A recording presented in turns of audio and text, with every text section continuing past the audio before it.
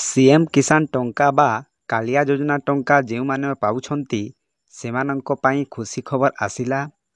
ଆସନ୍ତା ଏପ୍ରିଲ 30 ତାରିଖ ବା ଆସନ୍ତା ବୁଧବାର ଦିନ सीएम କିଷାନ ଯୋଜନାର ଟଙ୍କା ବା କାଳିଆ ଯୋଜନାର ଟଙ୍କା 2000 ଟଙ୍କା ଲେଖାଏଁ ସମସ୍ତ ଯୋଗ୍ୟ ହିତାଧିକାରୀଙ୍କୁ ମିଳିବ।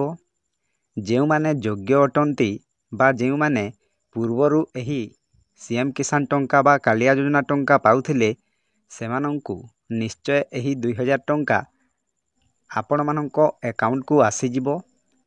ତ ଦେଖନ୍ତୁ, ମୋଷ୍ଟ ଇମ୍ପୋର୍ଟାଣ୍ଟ କଥା ହେଲା ଯେଉଁମାନଙ୍କର ଆଧାର ଲିଙ୍କ ବା ଡିବିଟି ଲିଙ୍କ ହୋଇଛି ସେହିମାନଙ୍କର ଖାତାକୁ ଏହି सीएम କିଷାନ ଟଙ୍କା ବା କାଳିଆ ଯୋଜନା ଟଙ୍କା ଆସିବ।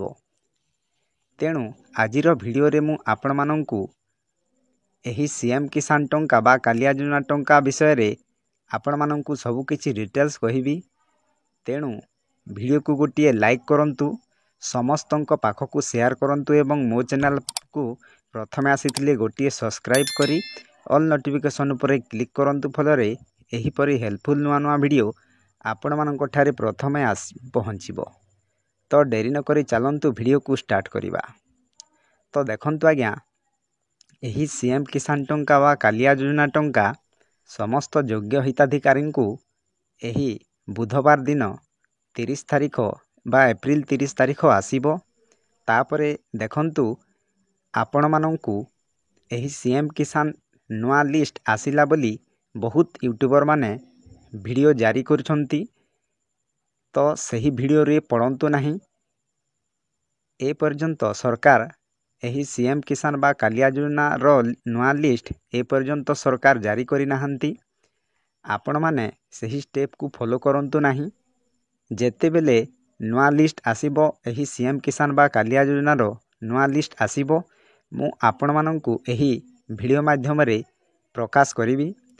ସମସ୍ତ ମୋର ଭିଉଅର୍ସ ଏବଂ ସବସ୍କ୍ରାଇବର ମାନେ ଆପଣମାନେ ସେହି ଭିଡ଼ିଓରେ ପଢ଼ନ୍ତୁ ନାହିଁ। ସରକାର ଏପର୍ଯ୍ୟନ୍ତ ନୂଆ ଲିଷ୍ଟ ଜାରି କରିନାହାନ୍ତି। ଯେଉଁ ଲିଷ୍ଟ ଏବେ ଆପଣମାନେ ଦେଖୁଛନ୍ତି ସେହି ଲିଷ୍ଟଟା ବହୁତ ପୁରୁଣା। ତ ଆପଣମାନେ ସେହି ଷ୍ଟେପକୁ ଫଲୋ କରନ୍ତୁ ନାହିଁ। ବହୁତ ୟୁଟ୍ୟୁବର ମାନେ ନୂଆ ଲିଷ୍ଟ ଆସିଲା ବୋଲି ମିଛ କହୁଛନ୍ତି। ତ ଦେଖନ୍ତୁ, ଏହି सीएम କିଷାନ ଟଙ୍କା ଆସନ୍ତା ବୁଧବାର ବା ଏପ୍ରିଲ 30 ତାରିଖରେ ଆସିବ। ଯଦି ଆପଣମାନେ ଯୋଗ୍ୟ ଅଟନ୍ତି ନିହାତି ଏହି सीएम କିଷାନ ବା କାଳିଆ ଯୋଜନା ଟଙ୍କା ପାଇପାରିବେ। ତେଣୁ ଆପଣମାନଙ୍କର ଡକୁମେଣ୍ଟସକୁ ଫାଷ୍ଟ ଠିକ୍ କରନ୍ତୁ। ତାପରେ ଆପଣମାନେ ଏହି सीएम କିଷାନ ବା କାଳିଆ ଯୋଜନା ଟଙ୍କା ଆପଣମାନଙ୍କର ଖାତାକୁ ଆସିବ। ଦେଖନ୍ତୁ, ଆଉ 2 ଦିନ ବାକି ରହିଲା। ନିହାତି ମୋଷ୍ଟ ଇମ୍ପୋର୍ଟାଣ୍ଟ କଥା ହେଲା ଆପଣମାନଙ୍କର ବ୍ୟାଙ୍କ ଖାତାରେ ଡିବିଟି ଲିଙ୍କ ବା ଆଧାର ଲିଙ୍କ ରହିବା ନିହାତି ଆବଶ୍ୟକ। ଯଦି ଆପଣମାନଙ୍କର ବ୍ୟାଙ୍କ ଖାତାରେ ଆଧାର ଲିଙ୍କ ନାହିଁ ବା ଡିବିଟି ଲିଙ୍କ ନାହିଁ, ତାହେଲେ ଆପଣମାନେ ଯେଉଁ ବ୍ୟାଙ୍କରେ ଖାତା ଖୋଲିଛନ୍ତି ସେହି ବ୍ୟାଙ୍କକୁ ଯାଇ ଆପଣମାନଙ୍କର ଡିବିଟି ଲିଙ୍କ କରନ୍ତୁ। ତାପରେ ଆପଣମାନଙ୍କର ନିଶ୍ଚୟ ଏହି सीएम କିଷାନ ବା କାଳିଆ ଯୋଜନା ଟଙ୍କା ଆପଣମାନଙ୍କର ଖାତାକୁ ଆସିବ। ତ ଏହା ଥିଲା ଛୋଟିଆ ଅପଡେଟ୍। ଆପଣମାନଙ୍କୁ କେମିତି ଲାଗିଲା ନିଶ୍ଚୟ କମେଣ୍ଟ ମାଧ୍ୟମରେ ଜଣାଇବେ। ଭିଡ଼ିଓକୁ ଗୋଟିଏ ଲାଇକ୍ କରନ୍ତୁ, ସମସ୍ତଙ୍କ ପାଖକୁ ସେୟାର କରନ୍ତୁ ଏବଂ ମୋ ଚ୍ୟାନେଲକୁ ପ୍ରଥମେ ଆସିଥିଲେ ଗୋଟିଏ ସବସ୍କ୍ରାଇବ୍ କରି ଅଲ୍ ନୋଟିଫିକେସନ୍ ଉପରେ କ୍ଲିକ୍ କରନ୍ତୁ। ଫଳରେ ଏହିପରି ହେଲ୍ପଫୁଲ୍ ନୂଆ ନୂଆ ଭିଡ଼ିଓ ଆପଣମାନଙ୍କ ଠାରେ ପ୍ରଥମେ ପହଞ୍ଚିବ। ତ ଭିଡ଼ିଓକୁ ଏଇଠି ଏଣ୍ଡ କରୁଛି।